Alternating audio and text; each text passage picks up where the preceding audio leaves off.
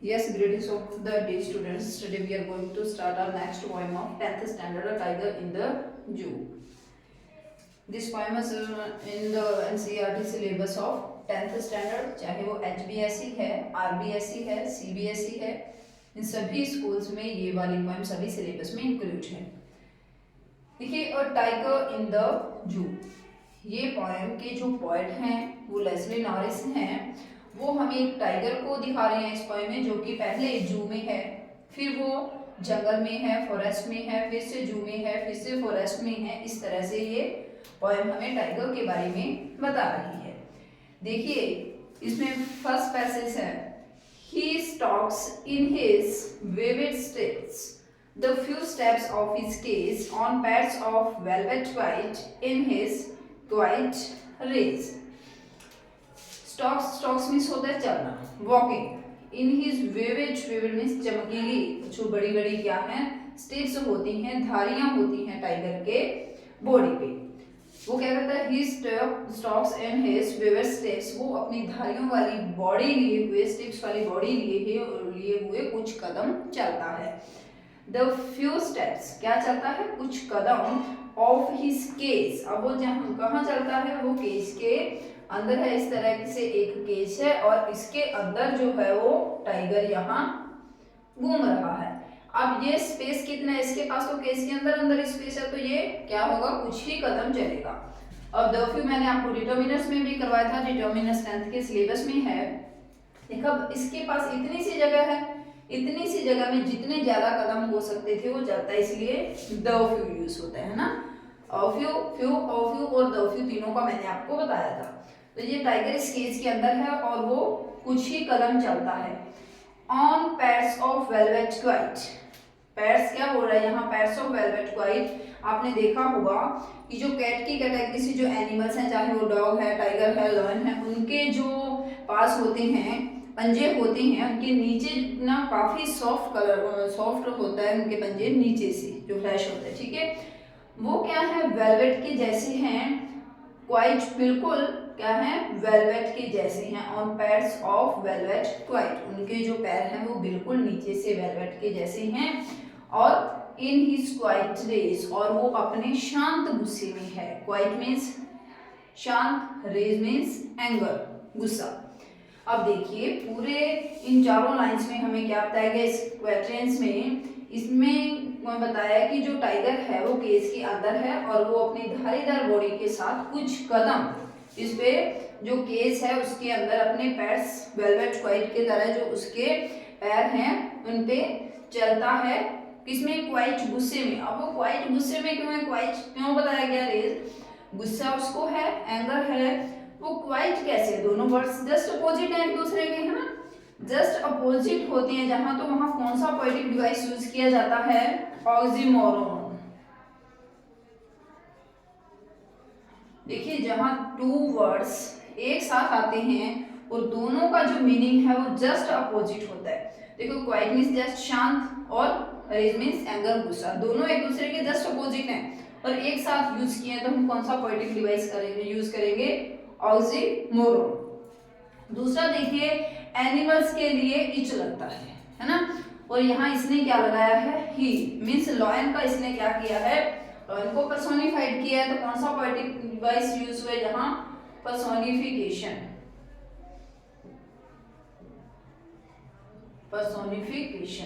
ठीक है। ये दो पोएटिक डिवाइस इस पैसेज में यूज हुए हैं। अब देखिए आगे इसकी राइमिंग स्कीम क्या है। लास्ट में है स्टेप्स ए, केस बी, क्वाइट सी, और रेज और केस दोनों की एक जैसी है।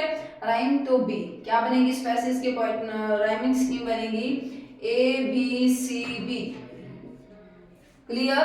नेक्स्ट देखिए, he should be lurking in shadow, उसको छाया में घूम रहे होना चाहिए था। स्लाइडिंग थ्रू लॉन्ग ग्रास, और लंबी लंबी घास में छुपे हुए रहना चाहिए था, स्लाइड में छुप छुप के निकलना। नियर द वाटर होल, कहां पर, पानी के तालाब के पास। वेयर प्लम्प डियर पास, जहां से मोटे ताजे डियर निकलते हैं। प्लम्प मींस क्या होता है, फैटी, ठीक ठीक है, यहाँ से मोटे ताजे और फैटी डियर निकलते हैं। वो कहता है कि अगर वो जंगल में होता, इस टाइम जो टाइगर है वो जंगल में होता, तो वो छाया में, कहीं छाया में क्या कर रहा होता, लर्किंग कर रहा होता, लर्किंग मीन्स वहां घूम रहा होता और अपने रहता रहता।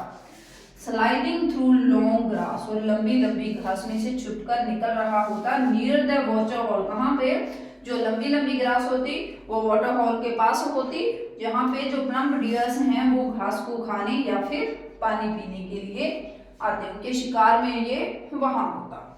आगे देखिए इस पैसेज की राइमिंग स्कीम क्या बनेगी, शैडो, ग्रास, होल, पास, तीनों अलग अलग है तो ए बी सी, और पास और ग्रास एक जैसे तो बी। तो इसकी क्या बनेगी राइमिंग स्कीम, बनेगी इसकी भी ए बी सी बी। ठीक है, इन दोनों पैसेज की क्या बनी है, A B C B. He should be snarling around houses. Snarling होता है आवाज करना, ठीक है, ऐसी आवाज करना कि दूसरों को डरा देना। He should be snarling around houses at the jungle's edge. अब अगर वो टाइगर जंगल में होता तो उसे क्या करते होना चाहिए था, He should be snarling, उसको दहाड़ते हुए, रॉयल करते हुए, around the houses at the jungle's edge, जो जंगल के किनारों पे बने हुए घर हैं, जंगल के आउटर पे बने हुए जो घर हैं, उन घरों को वो उसे डरा रहे होना चाहिए था।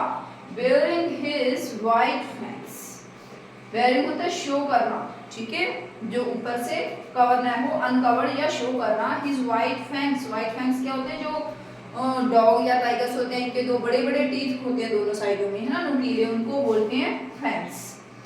वेयरिंग हिज वाइट फैंक्स, किसे डराते हुए होना चाहिए था, अपने वाइट फैंक्स से, हिज क्लॉज, उसके पंजों से, टेरराइजिंग मींस डराना, द विलेज, गांव वालों को, यानी कि जो जंगल के किनारे पर बने हुए जो विलेज हैं या फिर जो घर हैं वहां बने हुए, अगर टाइगर जंगल में होता तो वो क्या करता, अपने वाइट फैंक्स से और अपने क्लॉ से जब वो अर्थ पे मारता है तो ट्रेम्बलिंग होती है ना, तो उनसे वो कहते हैं कि वो उन लोगों को जो जंगल के पास रहते हैं उनको डरा रहा होगा।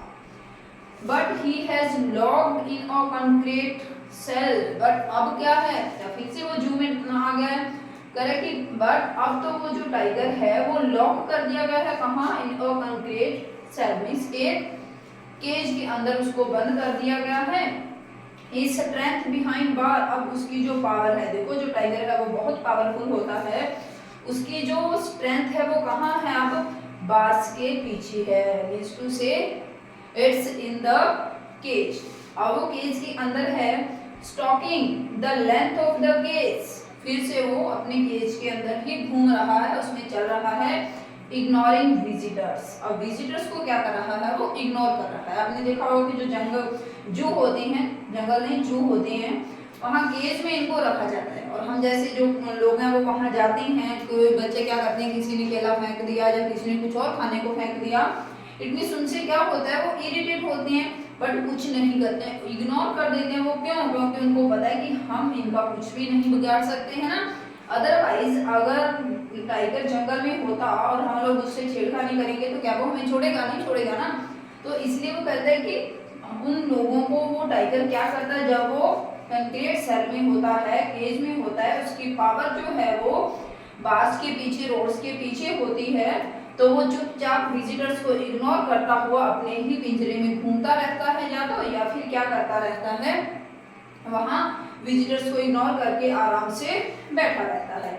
अब देखिए इनके फिर से राइमिंग्स की, houses edge, close village, edge और विलेज इनकी सेम है दोनों की बीवी।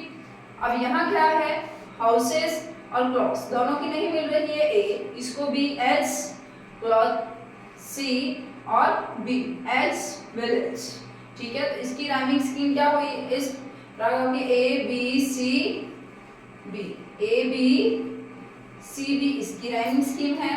नेक्स्ट देखिए, but he has locked in a concrete cell, यहाँ सी सी दोनों में क्या है, कॉन्सोनेंट है स्टार्टिंग वर्ड्स और सेम कॉन्सोनेंट है, तो इसको हम कहते हैं कॉन्सोनेंट्स, ठीक है। एलिट्रेशन के दो पार्ट होते हैं, अगर तो वॉवल साउंड रिपीट होती है तो हम कहते हैं कि ये एसोनेंस है, पोएटिक डिवाइस एसोनेंस है, और अगर यहाँ कॉन्सोनेंट साउंड रिपीट होती है तो हम कहते हैं कॉन्सोनेंस है।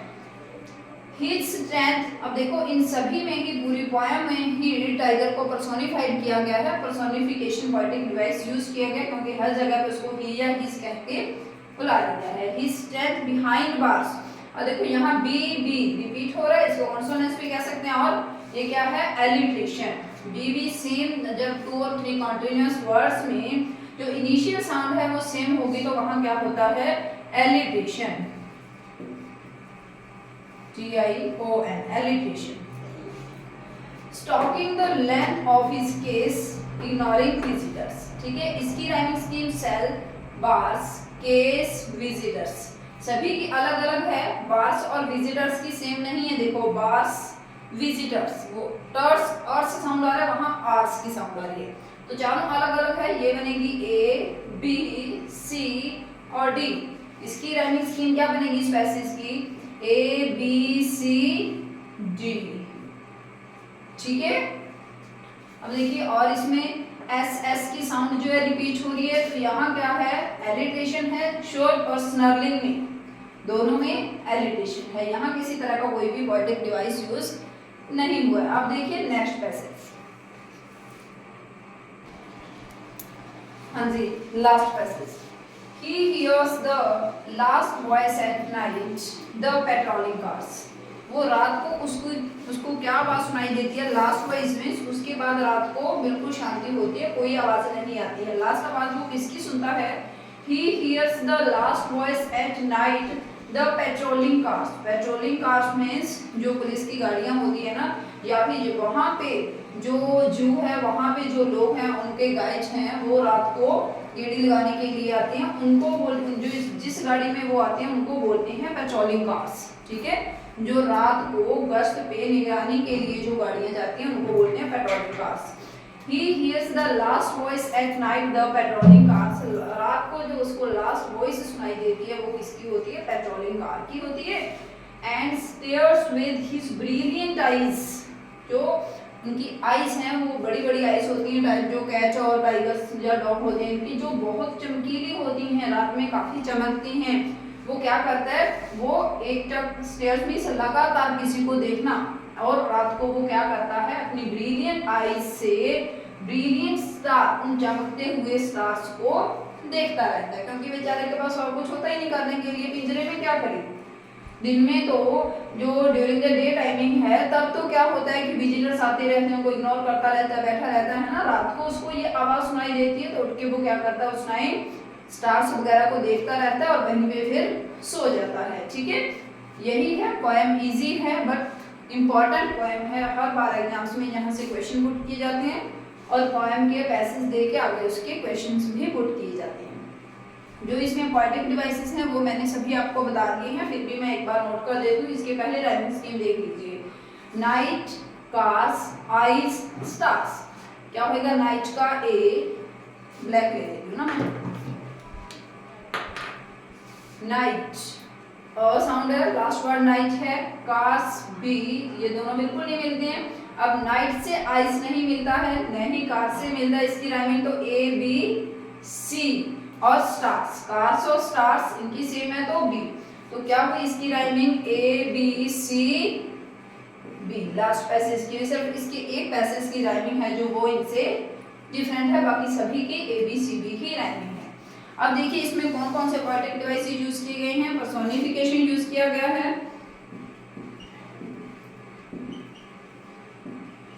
यहाँ पे वो ही बता रहा है, सभी पैसेज में ही या हिज कह के पोएट को वो इसको टाइगर को बोल रहा है। नेक्स्ट देखिए क्वाइट रेज, क्वाइट रेज में शांत गुस्सा बिल्कुल दोनों अपोजिट वर्ड्स हैं, तो यहाँ वो किसका यूज कर रहा है, इसमें वो कर रहा है, मैं पहले इसका नेम दे देती हूँ, ये कौन सा यूज है। क्वाइट रेज में, क्वाइट रेज में उसने क्या यूज किया है, ऑक्सीमोरन।